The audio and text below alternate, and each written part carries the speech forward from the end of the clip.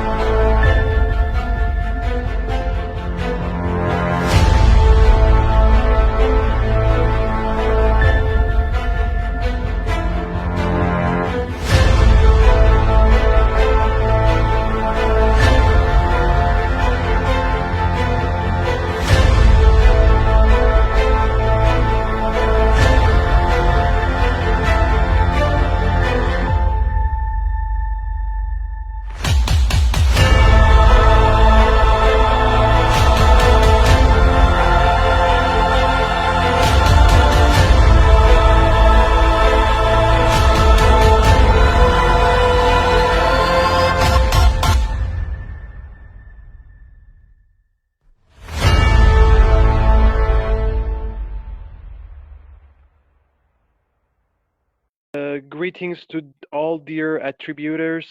We would like to apologize for our delay because of our technical issues.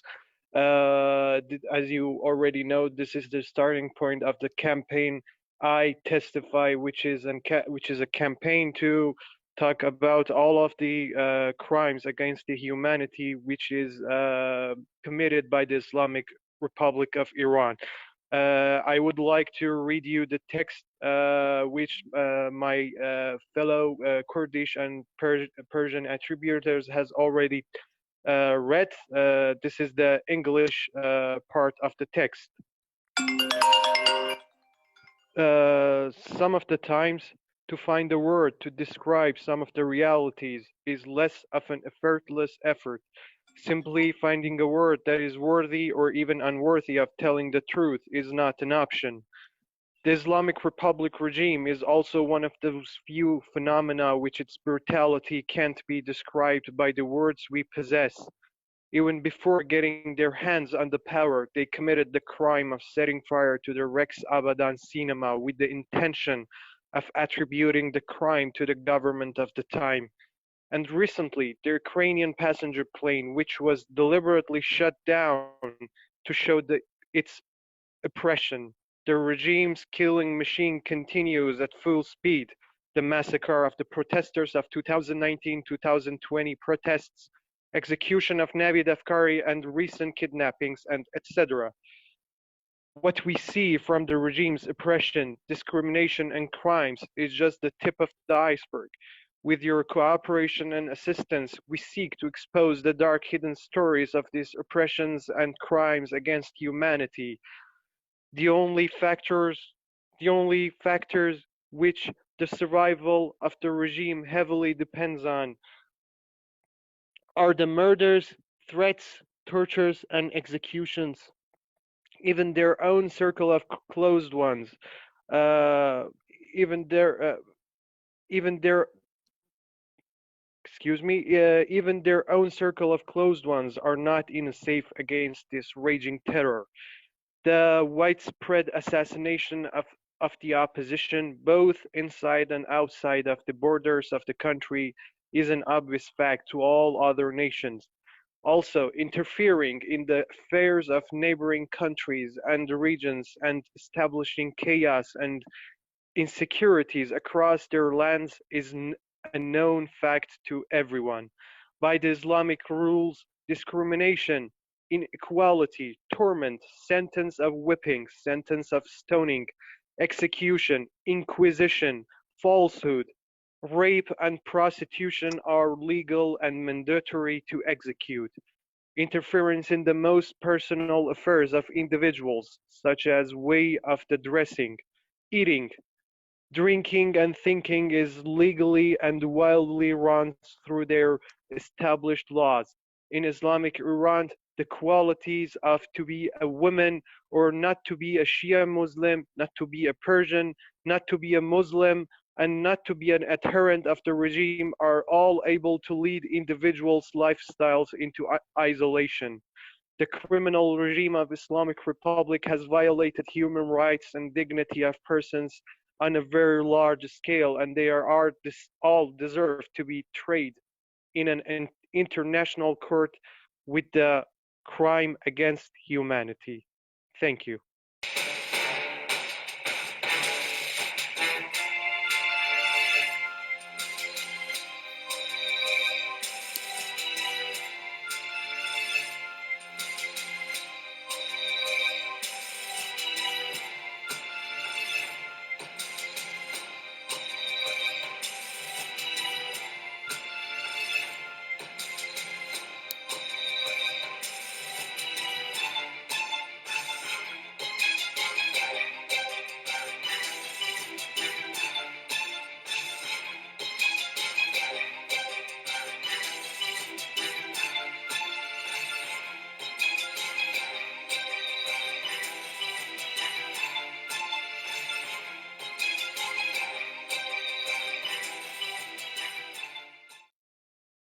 دستان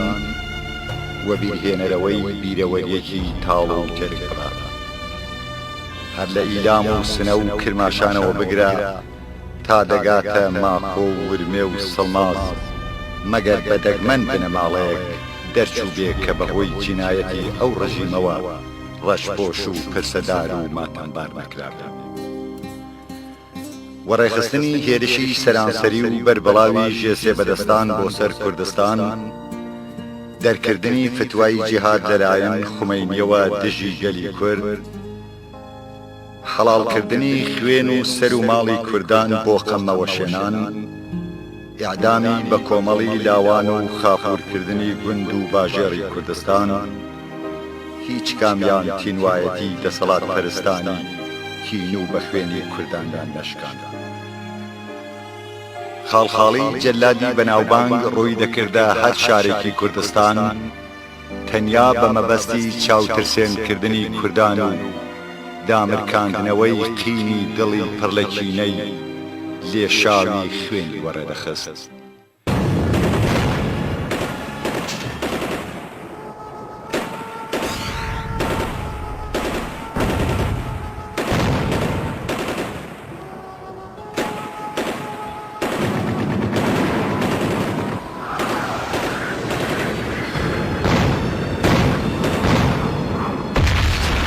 مجید حقیه لدای بو 1971 ل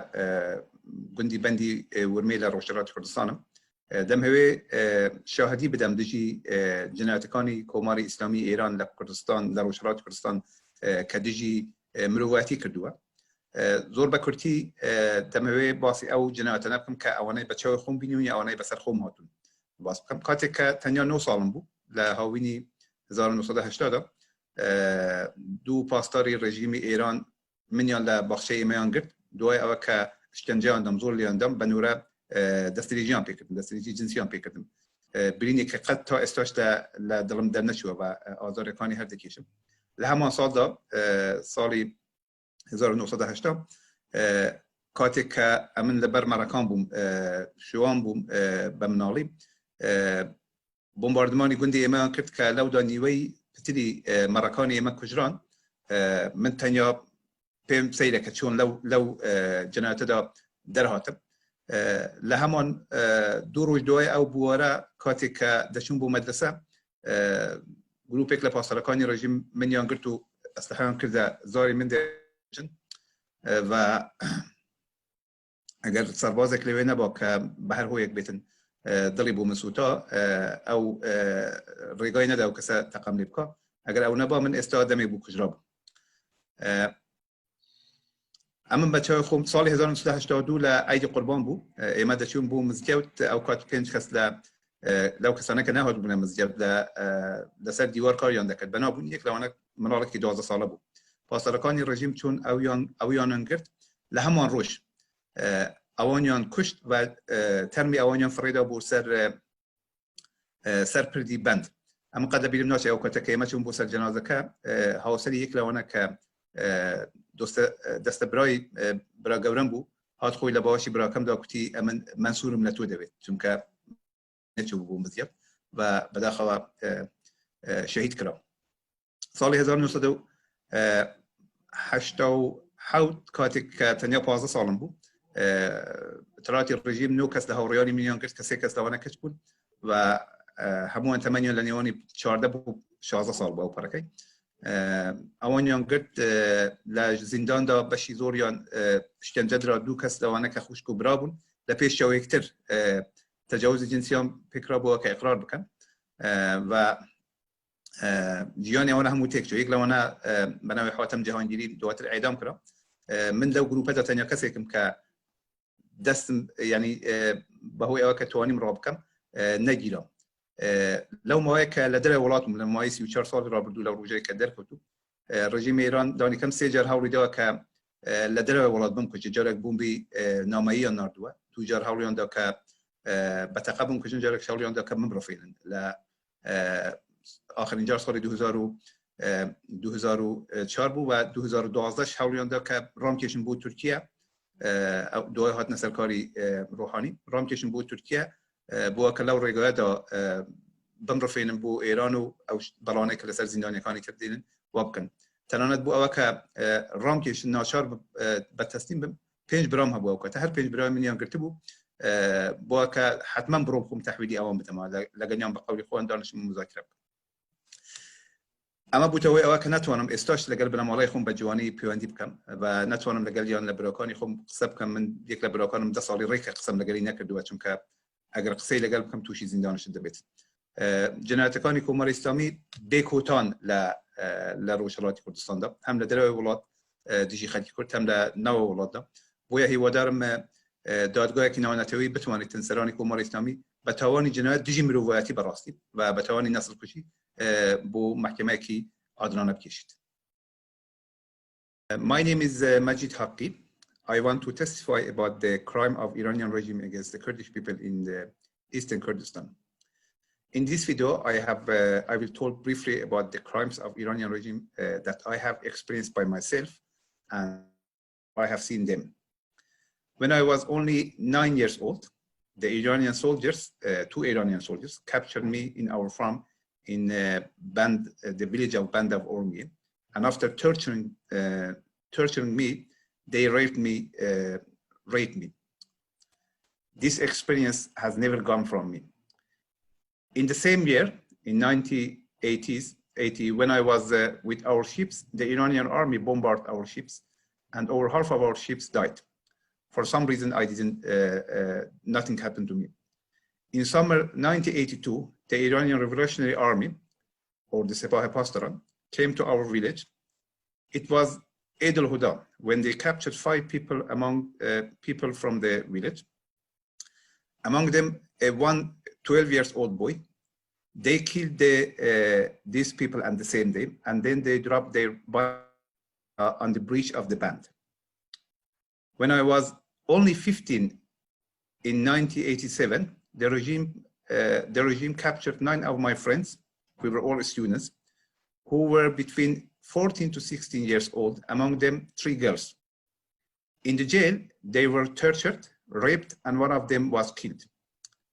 I am the only one from this student group who has been survived and run away. During the last 34 years, since I have fled from my homeland, the Iranian regime has always threatened my family by contacting me, and they have been under continuous pressures. Because of that, I cannot contact with my family. I have been tried to be assassinated 3 times during my being in Finland. The crime of Iranian regime against humanity in Kurdistan are endless. I call the international community to bring the leaders of Iranian regime to an international tribunal for crime against humanity.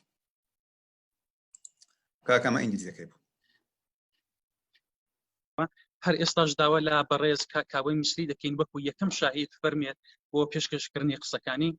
زۆر سپاس. فەرموو کاکاو. سلااو بۆ ئێوە بینەرانی خۆشویست و جێگرانی ئازیز. من وەکو شاهدێک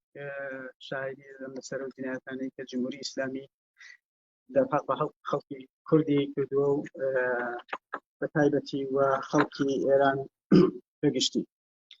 وەک شاهدێک وەک کەسێک کە بۆ خۆم لەو ڕووداوانەدا هەم بۆ خۆم بریندار بووم، هەم دوو برام کوژران، برایەکم بە نێوی سەلاح و برایەکم بە نێوی کەماڵ. لەو ڕووداوەدا کە لە جیهاد عەلەیهی کوردستان کە درا خۆمپارێبارانی مەنتەقە دەستی پێکرد، بەداخەوە لەو ڕووداوەدا کە ئێمە وەکو منداڵ لە خۆمپارەیە کە لە گەڕەکی خوارێک گومرگێ نەتەقیبەوە هێنابوویان و کایان پێکرد. ڕەفیقێکم بە نێوی متەلب کوژرا و چەند ڕەفیقێکی دیکەشمان هەبوون قارەمان و یەک دوو نەفەری دیکەش بریندار بوون. برینی من لە هەمووان سەختتر بوو و کەماڵی براشم کە بەداخەوە جانی لەدەستدا. نمونەکانی دیکەی ئەو ڕووداوانە زۆرن. هەر لە خانەوادەی ئێمەدا بابم بە ماوەی 2 ساڵ زیندانی کرا، مامم تەبعید کرا لەگەڵ خەڵکانێکی دیکەی زۆری خەڵکی بەناوبانگی مەهاباد بۆ دامەغان. کوڕی مامم زیندانی کرا لە ژێر هەڕەشە و فشاری ڕژیمدا بووین بەگشتی. دوو کوڕی مامی دیکەم بە هەروەتر کە بەداخەوە شارەکانی جمهوری ئیسلامی وای لێکردن کە ئێستاش بۆ نمونێ خۆم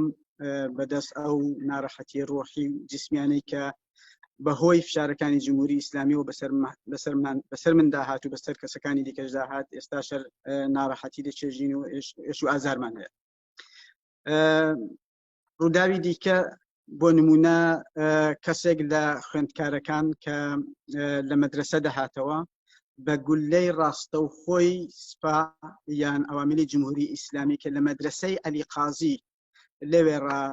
نیشانەیان گرت و ئەو کوڕیان کوشتووی ماڵە حەریریان. هەروەها لە ڕووداوەدا بۆ من نمونە بە مەسەلەی گرتنی کاکم محەممەدی میسری کە ئەویش وەکو یەکێک لە قازیەکان لەو بەرنامەدا بەشداری هەیە، هاتن ویستیان لەیلای خوشکم بگرن کە هەڵات فەخری خوشکم بە هەروەتر کە بووم بە پێشمەرگە و هەڵوەدای هەندەران بوون. لەو ڕووداوەدا کە بەسەر خۆمدا هات، من چاوێکم لەدەستدا، لاقی ڕاستم 6 سانتیمتر کورتتر بووەوە و چەندین پرشکە و تیکەی خۆمپارە ئێستاش لە بەدەنمدا هەیە. مەسالی دیکە زۆرن. دوکانیان پێداخستی، نێوی دوکانیان لە کتێبفرۆشی سەیدیانەوە گۆڕی بە نێوی کتێبفرۆشی فەجر، حتا تەنانەت ئیجازەی کتێبفرۆشیشمان نەبوو و تەنانەت ینی قەڵەمێک دەفتەرێک بۆمان نەبوو بیفرۆش. ئاغای هۆلەندیەک بوو کە لەسەر ڕێگا بە لەبیرمە لەگەڵ مامم لە خابانی شارەداریدا لە گومرگەڕا دەڕۆشتین بەرەو شارەداری، ماشێنەکەی مامی ڕاگرت و داوای لێکردی ئاغای سەیدیان ئەو دوکانەت بۆ نادەی بە ئێمە لێت بەکرێ دەگرین. و کرێگرتنی و دوکانش ئەو دەمی حسابی 1.5 میلیۆن تمەنی دەکرد کە بێ ئەندازە زۆر بوو لە ئەوایلی انقلابی پەت و سێدارە. مامم کوتی من چی بکەم؟ پێی کوتی دەتوانی بچی دوکانێکی خواردتر سەرتر لەو بەر بگری و بە هەر حاڵ ئەو دوکانە خۆ تۆ ئیجازەی کەسب و کارت نەبی، دەبێ ئێمە پوڵێکی زۆر بگرە. زۆر جوان لەبیرمە ئەو شجاعەتە و ئەو ورەی مامم پێی کوتی بۆ خۆتان بۆ ناسن وا بکەن. بە هەر حاڵ ئێمە ئەو کارە دەکەین و ئێستا تۆ ئیجازەت نەگرت دەتەوێ ئەبی دەبێ ئێمە پوڵێک وەردەگری. کوتی سەهلە ملیۆنێک، ئەگەر ملیاردێکشم پوڵ بدەنیا من ئەو دوکانە نادەم بێەوە. خەڵکی جوابی خەڵک چ بدەمەوە؟ ئەو دەمی خەڵک بە من دەڵێن جاش. ئیتر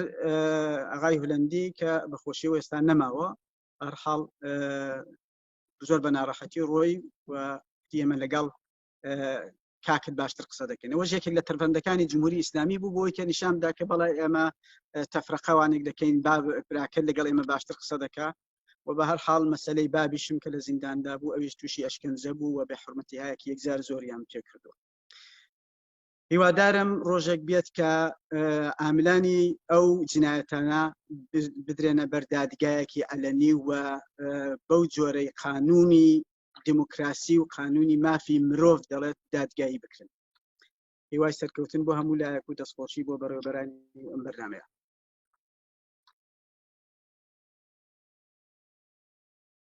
سپاس لە بەڕێز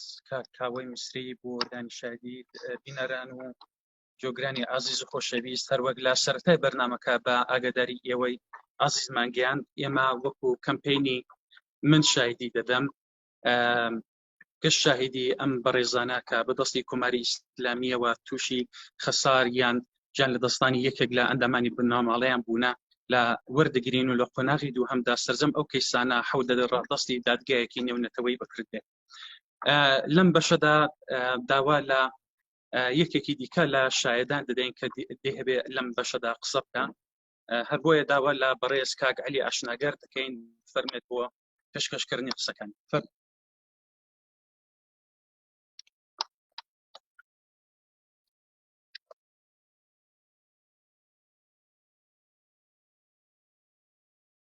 گەڕای سڵاو لە پێشدا من شاعریەکەم بە شێعرێک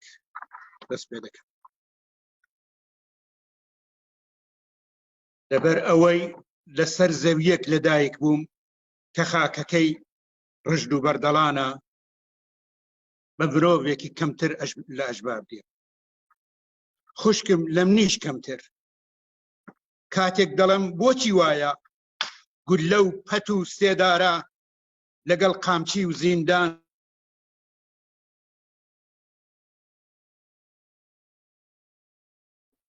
نازانی تۆ زۆر کەس مرۆڤترن لە تۆ بزەی برینی سەر لەشم وەڵامێکە کە لێم تێناگا. ئەو ئەمن عەلی ئاشناگەرم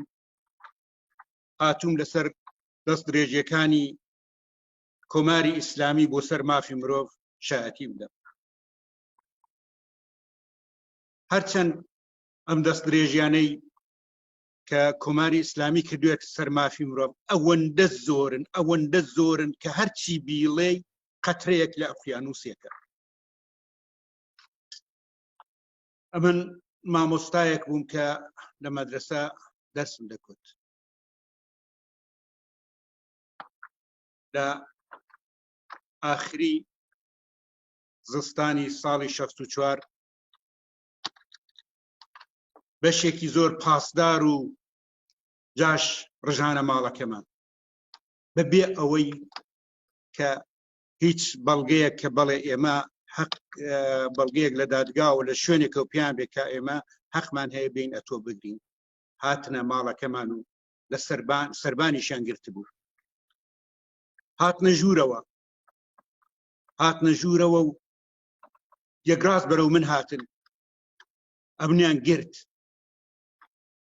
و هەر لەوێ قسەی سووکیان پێکوتم لەبەر چاوی منداڵەکانم لێیاندام.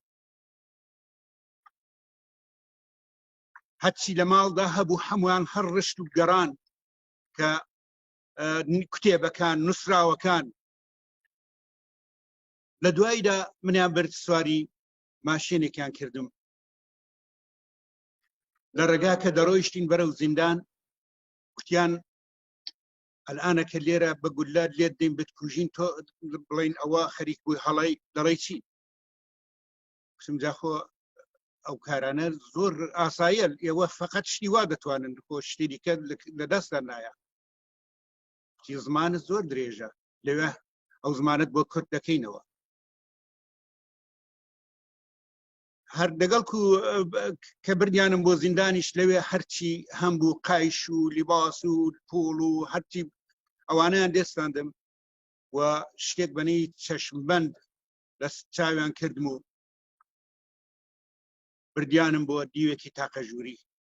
پەتوویەکی لێبوو دیوێکی چکۆڵە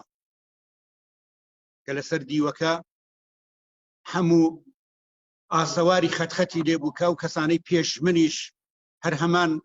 بەسەرهاتیان بەسەرهات بوو وا دیار بوو کە لەم شوێنە ئاسەواری ئەو کەسانش دیار بوو کە لەوێ مابووە. دواتر بۆ بەیانێکی داوم بە پەتویەک ساردیش بوو زستان بوو بەیانی بە چاوبەستراوی بردیانم بۆ ژوورێک بۆ بازووی کوتی بڵێ دەنگ کە بڵێ آخر چی بڵێم ئێوە منتان گرتووە چتان لە من دەوێ کوتی بنووسە بڵێ بۆچی ئێمە تۆمان گرتووە کوتم جا من سوزانم بۆچی منتان گرتووە ئەمن بابایەکم معەلم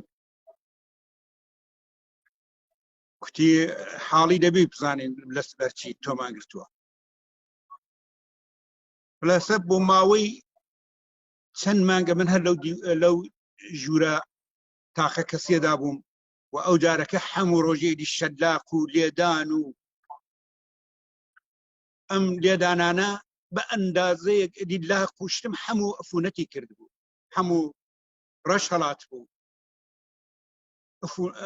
سڵکی لێداهات بۆنی دەهات بەو حاڵەش هەر دەستیان هەڵ نەدەگرت و لەوە دەترسام کە ئەم ئەفونەتە بیداتە ئێسکەکانی شمووی تر من پێشم لە دەست بدەم جاوا بوو کە من داوای لەو ئەوەش بڵێم کە لەوێ سەربازێکی لێ بوو کە ئەو سەربازە بەڕاستی ئینسانێک بوو کە فەرقی هەبوو لەگەڵەوانی جیاوازی هەبوو لەگەڵەوانی کە بۆیە ئەمە دەهات جارجار کەمێکم خێ بۆ بێنە کە بە برینەکە و مێوەکەم تاکو ئەم ئەفونەتەی کەم بێتەوە بەڵام یەکی دیکەی لێبوو بنیوی دێحقان ئەم دێحقانە کاتێگەمنی دەبرد بووە بازجویی من پێم نەبوو نەم دەتوانی بڕۆم ئەو بە پەڕۆیەک دەیگرتم دێکۆرە تۆ گڵاوی نەجسی بە ئەرزدا دەیکێشام و برینەکەم لە ئەرز دەدرا و دەکولاوە هەموو جارێ و جارجارش ئەگەر ئەوە بە سلاح پانسمانیان دەکە برینەکانم ئەگەر ئەو شتەی هەڵدەقەندە ئەو هەرە و دێحقانە ئەگە ئاوا لێی دەکرد و برینەکەم ئەوەندەی دیکار یان پانسمانەکە لە شکنجەکەش ناخۆشتر بوو ئەوەش پێرمەوە جارێکی شەهید سابری نەعلیان خستە ناو سلولەکەی من نەم دەتوانی حتا نانیش بەدەمەوە کەم وەها حاڵم شپڕێو بوو کە ئیدرار و هەموو شتێکم خێن بوو خێن دەڕشامەوە لەو کاتەدا ئەو شەهید سابر کوتی بێهروز کە هەمان بازۆکە بوو کوتی پێی کوتوم ئەگەر ئەمن قسە لە تۆ دەرپێشم ئازادی دەکا کوتی بەڵام ئەو غەڵەت دەکا کە شتیوا لە منی دەوێت چەند ڕۆژێک لە سلولەکەمدا بوو تیماری دەکردم کە بەداخەوە لە دوایشدا ئەعدامیان کرد هەروەها کەسێکی کەش خستیانە ناو سلولەکەم ئەم کەسە هات کوتی وەڵا من هەروە لە خۆڕا گیراوم و لەوانەیە ئازاد بم دا بۆیە پێکوتن ئەگەر تۆ کارێک تێ بۆ دەرێ بە من بڵێ ئەمنیش کوتم وەڵا ئەمنیش هەر بە ئەروا گرتویانم لەخۆوە من گیراوم هەر بە ماڵە بڵێ هیچ نێم بەو زوانە ئازاد دەبم کە لە دوایی چوومە بەندی عمومی تەمەشام کرد و کەسە کوتێبی نووسیەوە و تەواب بوو و بۆەوە هاتبوو کە قسەم لێ دەرپێشی بەهەرحاڵ لەوێ بێجگە لە لێدان سوکاتی پێکردن ناڕەحەتی خانەوادە و بنەماڵە منداڵەکان ئەوانە هەموو لە زینداندا بۆ زیندانی هەیە بەڵام ئینسان نازانێت چێ هەی بجێڕێتەوە لە چۆرا دەست پێ بکات کاتێک کە بریانم بۆ دادگاییکردن ئەوە زۆر شتێکی زۆر سیر بوو بە سلای خوان دادگایی بوو لە زیندانی ورمەی ڕەزایە ورمێ لەوێ بەشێکی زۆر خەڵک لە ساڵۆنەکە هەروە دانیشتبوون و پەتویان بەسەر دادابوون و دانە دانا دەچوون بۆ دادگای هەرێکەی چەند دەقیقەیەکی پێدەچوو. کاتێک منیشیان بردە ژوورێ ئەو دارنۆرەی من هات تەمەشام کرد هەر وەکو هەزارەکانی زۆر لەوە پێش دۆشەگێکیان ڕاست بوو چەندانە باڵنج و یەکدانە مەلا لاقی درێژ کردبوو ئەوە قازی بوو لای خۆی یەکێکیش لە لای دانیشت بوو و ئەویشەوە سوزان نووسەرەکەی بوو کوتی بۆ دەست لە منداڵەکانی ئێماڵ ناگریم کتم جەنابی قازی خۆ من مەعەلیمە من هیچم نەکردووە خلاصە زۆرم لێ تووڕە بوو ئەوە نازانم حنا هیچی پەروەندەکەی خوێنمەوە نەکوتی ئەوە تۆ لەسەر ئەوە گیراوی نە هیچ شتێک فقط کەمێکی جنێ و پێدام و لێم تووڕە بوو کتی بڕۆ دەرێ و دوای ماوەیەک من نەمدەزانی کە ئاخرەکەی چی لێ دێ بەڵام دوای مانگێک دوای ئەو دادگاییکردنا بە قەیدی زەمانەت ئازاد کرا هیوادارم کە ڕۆژێک بێ و ئەم کەسانەی کە ئاوا هەڵدەکنە سەر مافی مرۆڤ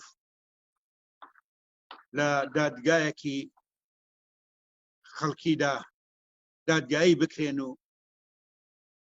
بە تاوانی ئەم پێشێلکارانەی مرۆڤ بە سەزای خۆیان بگەن سەرکەوتن بۆ خەڵکە. As we already said, we had invited some of the witnesses of the crimes against humanity against the Islamic Republic regime, and the first attendant, Mr. Hormuz Raha. He's a political activist against execution. He was arrested and he was to be held 6 months in the prison of Tawhid. He was witness of the several prisoners to be tortured, and he was also witness of the execution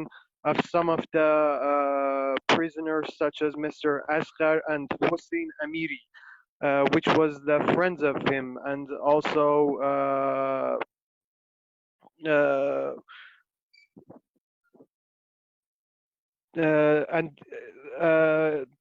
he asked in the last part of his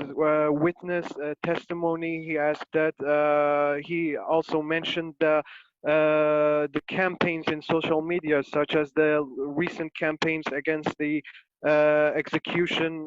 of the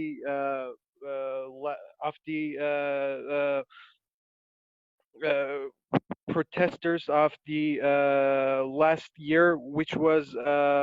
they were arrested and then sentenced to death, but after the amazing campaign which was held on the social medias and on Twitters, the execution sentence was cancelled, and he also, in the last parts of his witness, he asked that if this campaign is ever destined to be successful, one of its goals must be the cancellation of the execution sentence. On the second part of the witness, Mr. Kawa Mesri was invited to the scene. Mr. Kawa Mesri, like a lot of the Kurdish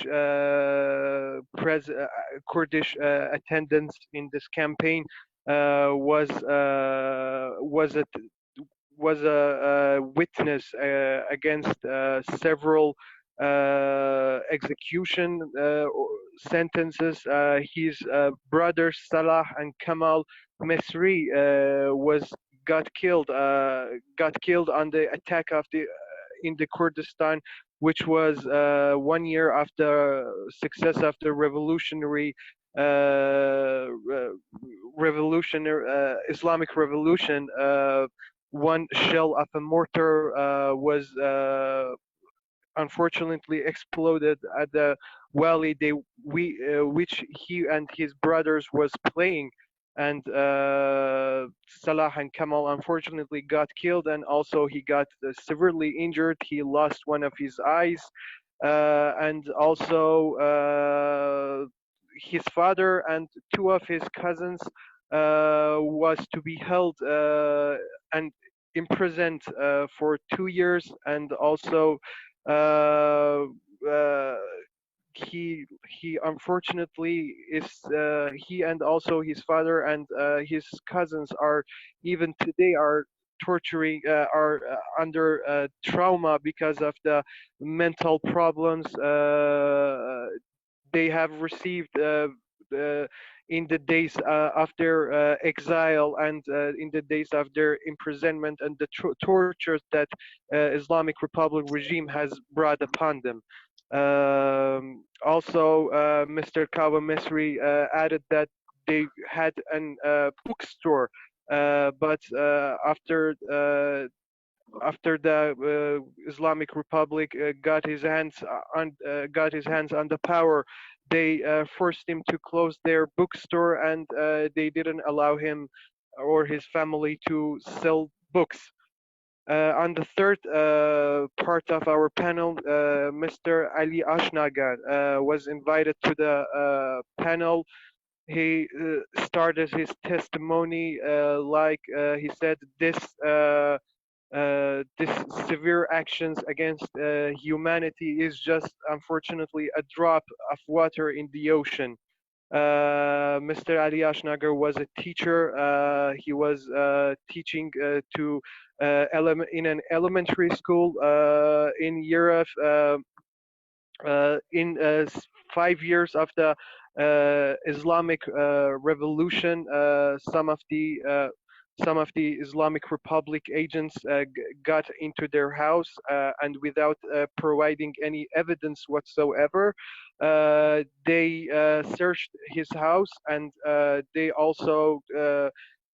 beated him in front of his kids, in front of the eyes of his kids, and they insulted him. Then they took him in the car to get him to the court or to the prison, and on the way to the prison they said, what if we kill you right now, and then we say you tried to escape us. Also, on the days he was in his imprisonment area, he was tortured several times. He was in an isolated cell for several months, and he was severely tortured. And the wounds,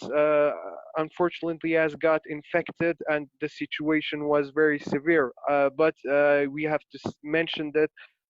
during his imprisonment, there was a soldier. There was he was a good guy and helped him. Mr. Ali Ashnagar mentioned that the soldier has brought him salt several times to help his wounds to not get infected. And also, one day they took me out of my cell and brought me to the prison of Urumia, which was a city on northern sides of Iran. And they brought me in a room which was a judge lying, relaxing on the ground with 2 or 3 of his assistants. And then the judge asked me, why don't you go away and don't let go of our children? And I said, quote from Mr. Ali Ashnagar, I'm just a teacher. I have nothing. I have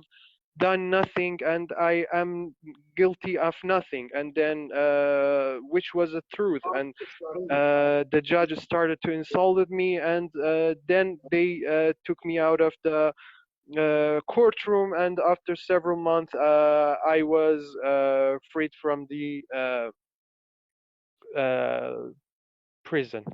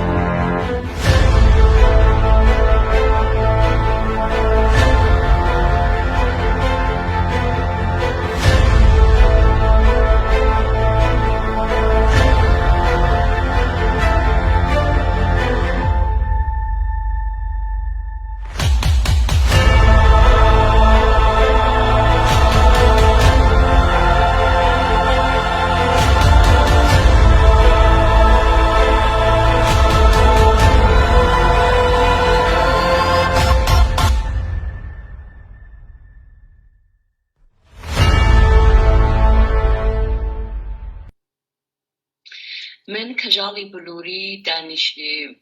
لەدایک بووی شاری مەهاباد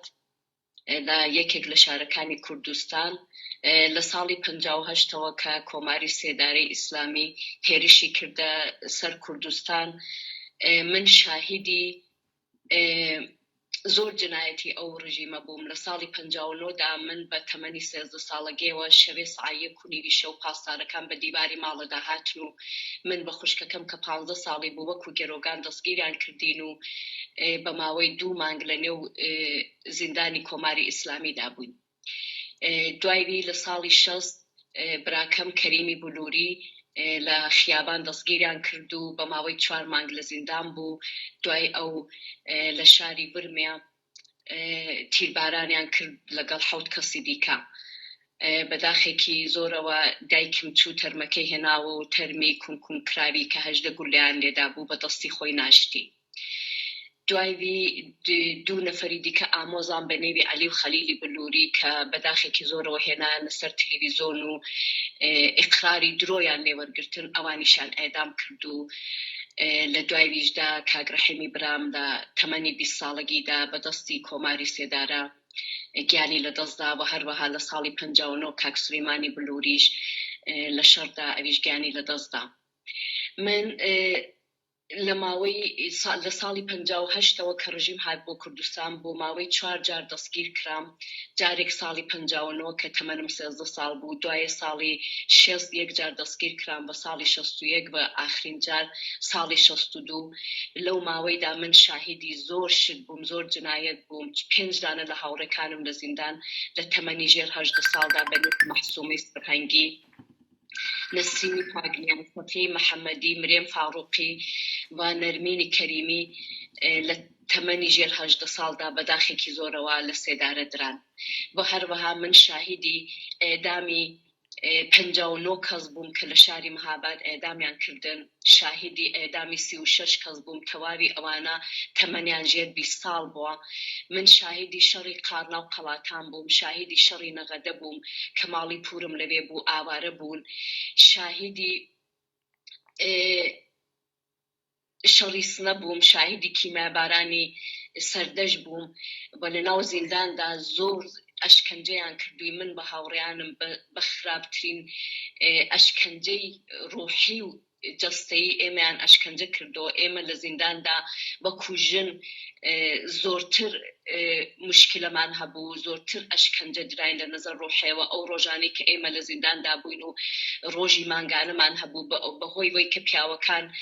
مەعمورەکانی زیندان پیاو بوون، ئێمە بەڕاستی ئەوە یەکێک لە مشکلەکانمان بوو کە نەمان دەتوانین لەگەڵەوەی شت بکەین و بۆمە بوو بە مشکلێکی زۆر زۆر گەورەی ڕۆحی ڕەوانی. من لە زینداندا شاهدی بە کەمترین ئیمکانات کە دایکێک لەبێ منداڵی بووە، شاهدی بەبووم کە منداڵانی ژێر 6 ساڵ لە زیندان بوون لە لای دایکەکانیان، و شاهدی زۆر جنایەتی کۆماری ئیسلامی بووم. من لێرەوە داوا دەکەم لەو دادگایی کە نێونەتەوەیە، داوا دەکەم کە ئەو ڕژیمە بە خاتری ئەو هەموو جنایەتی کە لە خەڵکی کوردی کردو بە تایبەتی لە ژنان بە هەر جۆرێک بێ بە شدتترین شەدیدترین جۆر مجازات بکرێ و ئێمە بتوانین لە بەزووترین کات شاهدی تۆڵستانەوەی ئەو هەموو جنایەتە بین و شاهدی وەی بین کە خەڵکەکەمان بە ئارامیش و ئەمنیەت لە وڵاتێکدا ژیان بکەن و ئیتر مشکلاتیان نەبێ. شتی دیکە زۆرە بۆ کتم، بەڵام لەو کاتەکەمەدا من هەر خولاسەم کردەوە قەترەیەک لە دەریایەکی زۆر گەورەم کود کە بەڕاستی خەڵکی کوردستان بە تایبەتی ژنەکان، یەک ئەوەی کە بۆ ئەوەی کە خەڵکی ژن لە ئێرانێدا حەقی تەنانەت منداڵی خۆی نییە. من یەکێک لەو قوربانیانم کە لە کاتی تەلاقدانمدا منداڵەکانیان بەهۆی بێ کە من زندانی سیاسی بووم لێستاندمەوە،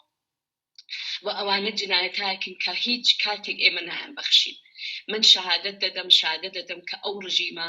جینۆسایدی کردوین خەڵکی کورد بە تایبەتی ژنان لە تەواوی ئێران ئێمەیان جینۆسایدیان کردوین. ئەمن داوا دەکەم کە ئەو ڕژیمە هەرچی زووتر لە دادگایەکی نێونەتەوەییدا دادگایی بکردرێ. زۆر سپاس. من مازدار درێوا خەڵکی مەهاباتن. من شاهدی دەدەم، شاهدی ڕۆژێک لە ڕۆژە لەو مێژوە تاڵانەی کە خەڵکی کورد بەڕاستی چێشتویەکەی کە ڕۆژی ساڵی 6 بوو ئەوەڵی ڕۆژی زستانێ بوو قەتڵ و ئامەی سێ ئاشان ئایا نازانم هەر کەسێکی گوێی لە دەنگی منە لە بیری بێتەوە یان نا بەڕاستی ڕۆژێکی ئەوەندە تاڵ بوو من هیچ وەختێک لە بیرم ناچێت نەجم ئەو ڕۆژێک کە بمر 13 نەفەریان قەتڵ و ئام کرد لەوانە من کوڕی خوشکم لەگەڵ بوو ورزای زاواکەم لەگەڵ بوو دوایە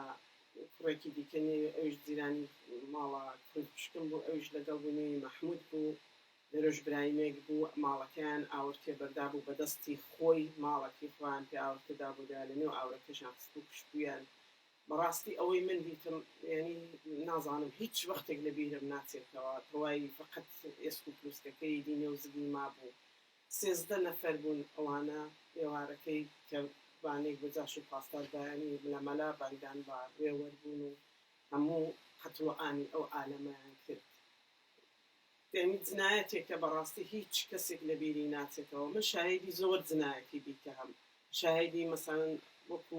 36 نەفەر کە ئێدامیان کردوون ئەلئانیش نازانن مەیتەکانیان من بەنێ و ئەقەلی کەم 10 نەفەریان دەناسم بەڕاستی لەوانە جەفەری پور ئەمینیە جەفەری ئیسمەتیە مستەفای ئیسمەتیە سوڵتانە بۆ چەند ئەوانی دیکەش هەروەها دوایە جنایەتی ئەو دەمی ساڵی 6 بوو بەڕاستی خەڵک لەسەر بانیان دەماڵی بۆی کە هەرتەقیان لێ دەکردن و دەیان کوشتن یەکیان لەوانە جەفەری مرادی بوو کە زۆر ئەمن هەر شاهید بووم کە زۆر دەمناسی لە نزیکەوە وانێک شاهدیەوە بووم بە هەر حاڵ تەقیانێک کرد و کوشتیان بانی بەفری دەماڵی چوو بۆ سەربان بەفری دەماڵی هەتا بەفری لەسەر بانی خۆشیان نەبوو جیرانەکانیان هیچ جیرانەکانی دەماڵی ئەو لەوێ کوشتیان یعنی هەزاران شاهیدی هەزاران جنایەتی ئاوین لە جەمهوری ئیسلامی کەزان نازانم بە چ زمانێک ئینسان بەیانی کە هیوادارم دادگایەکی عادڵ بێ لەبەر دادگایەکی عادڵ دادگایی بکرێ و خەینی ئەو شەهیدانەون نەبێ ئەو خانەوادانە ئەوەندە داخدارن بەڕاستی هەموو کەسێکیان وا داخدار کردەوە ئینسان نازانێت بە چ زمانێک بێڵێ هیوادارم خێنیان ون نەبێت بە حاڵ دادگایەکی عادڵ بێ و دادگایی بکرێ جەمهوری ئیسلامی من وەکو پارێزەرێک قساکەم پارێزەرێکێ ئاگاهی کامڵم لە سیستەمە قەزایی و قانونی ئێران هەست پارێزەرێکێ لە دادگاگەل بە دادسەراگەل ئێران بان 10 ساڵ حداقل وەکاڵەتە فرێک لە متهمین سیاسی و ئەمنیەتیم بووکە پارێزەرێکە لە ئێرانە دەرسی حقوقم خوێندووە دەرسی حقوقیشم داوە ئاگاهم و ئاشنام بە سیستەم قەزایی ئێران گەورەترین خصلەتێکی دادگای ئێران وجودی هەست یعنی قوڤەی قەزایی ئێران لەوە بەرخوردارە ئەوەسە کە لە پەروەردەگەلی سیاسی و ئەمنیەتی هەرگز دادڕەسی منسەفانە و عادڵانە وجودی نییە ئێوە لە نەزەرا بگرن دادسەرایەک هەیە بەناو دادسەرای ئینقلاب دادگایەک هەیە بەناو دادگای ئینقلاب یعنی دادگایەکە بۆ حفظ ئینقلاب ئیجاد بووگە نەبوو ئەوە کە لە حقوق خەڵک حمایەتکە یا حقوق ئەو خەڵکە هەژارە بپارێزێت بۆ ئیجاد حفاظت لە منافع ئینقلاب ئیسلامی ئیجاد بووگە بێتەب زابطانە ئەم دادسەرا و ئەم دادگا نهاتگەلە ئەمنیەتی ئیسە لە کل ئێران یەک تەرەف لە کوردستان 2 بەرابەر چەند بەرابەر 1000 بەرابەر زڵم و زۆر و ئەشکەنجە نسبەت بە تەواوی بارانی سیاسی و ئەمنیەتی وجودی هەست حتا ئەگەر کەسێکی شاکی بێت باز هەم تحت زڵم و زۆر قەرارەگرێت بە تایبەت لە پەروەردەگەلی سیاسی و ئەمنیەتی تواو تاوانبارگەلێکێ وەختێ دەستگیر ئەبن هەرگز قوانین و مقررات موجود قانون دادڕەسی کیفری وەکو مواد 5 6 7 یا ئەو ئوسولێکی لە قانون ئەساسیە هەست هەرگز بۆ ئەوانە ئێعمال نابێت من هەمیشە ئەعلامم کردووە کە قوانین و دادگا لە ئێرانە تابلۆیەکی شیرین و جوانە فقط دێکۆرێکە هەرگز تاوانبار لەوانە بەرخوردار نەبووە بە شکل کەیس استادی یعنی بە شکل نمونە ئێمە ئاتانین ئاماژەکەین بە پەروەندەی شەهید ڕامینی حسین پەنایی پەروەندەی شەهید هدایەتی عەبدوڵڵا پور یاندەی زۆربەیەک لە ئەو کەسانە حتا کۆڵبەران قوربانیانە مین ئەو کەسانە کێ بە نوعێک تۆمەتبار ئەبن بێگونا تۆمەتێک دژ بە ئەمان مەترح بێت لە دادسەرای انقلاب بە دادگای انقلاب ئەمانە بلا فاصلە تحت ئەنواع بەدڕەفتاری بە شکنجە قەرارەگرن. شکنجە چۆن ئەنجام ئەبێت تحت نێزارەتە مەقامە قەزایی ئەنجام ئەبێت یعنی مەقامە قەزایی تێک دەستور ئات کە ئەم متهمە تحت نظر قرار بگرێت و بەداخەوە خۆدە سیستمە قەزایی نازرە بەر ئەمەسا. لە جەلسەی ڕەسیدگی یەکەم پەروەندەی رامین حسین پەناهی لە دادگای انقلابە لە شعبەی 2 کە براکەی کاک ئەنوەری شاهد بوو تەک بنەماڵەکەی حوزوریان بوو من بە شەهید رامین کوتم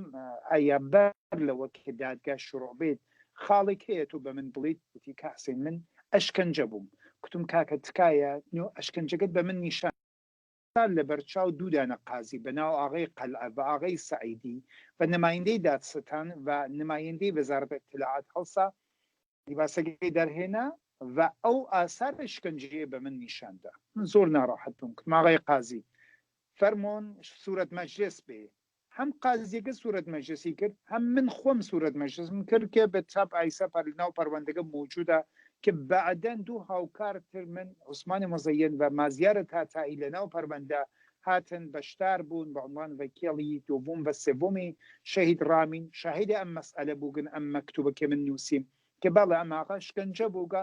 لطفاً بلافاصلە بە موضوع ڕەسیدگی بێت تا زەمانە ڕەسیدگی بە موضوع ئەشکەنجە تواو نەبێت دادگا ساڵح بە ڕەسیدگی نییە و نابێت واردە ئەم مەسئلە بێت چون طبق ئەسڵ 38 قانون ئەساسی إقرار حاصل للشکنجة باطلة ومسموع نية نابي قبولي كان دقيقا لپروندي هداية عبد الله پور شرو اتفاق كان هداية عبد الله پور بان 25 روز تحت انواع شکنجة قراري گرد بطور كامل دلائل كافيش بو لم زمينه كم كرا اشکنجه بو بدي جير اشکنجه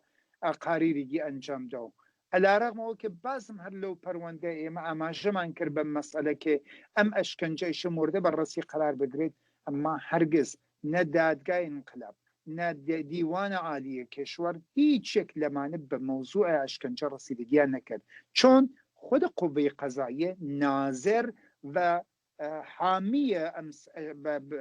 اشکنجه و بشی گل سیستم اشکنجه بنابراین قوه قضاییه بجی و بیت به عنوان نهاد مستقل به موضوع رسیدگی که بداخل ملعبه که لاختیار نهادگل اطلاعاتی و امنیتی بو برخورد تک متهمین سیاسی و امنیتی که بتانن بانهای مختلف لمانه اقرار به دست بیارن او اقرار مبنای شکنجه به بدرفتاری به یا زور به هر چیک بیت بداخل و اعمال ابد که نمونگل عینی اما هر روز اما لانواع اقسام دادگاهگل انقلاب و دادسراگل انقلاب لمناطق کردنشین ایران شاهد ام مسئله بی یا اتانین آماجه کین با کشتن